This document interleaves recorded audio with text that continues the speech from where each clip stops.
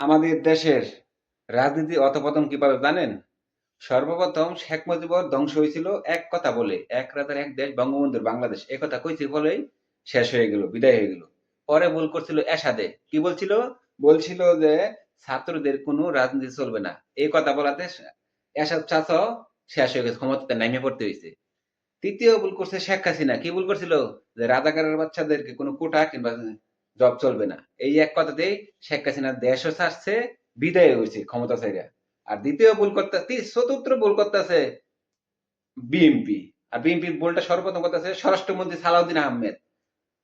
তারেক যে কি বাল ফালায় দেখে না এসব, তাদের নেতা কর্মী যে উল্টা পাল্টা মুখ দিয়ে কথা বলে, মুখের মধ্যে লাগাম দেয় না, এর জন্য বিশাল মাসুল দিতে হবে অল্প কিছুদিনের ভিতরে, বলে রাখলাম।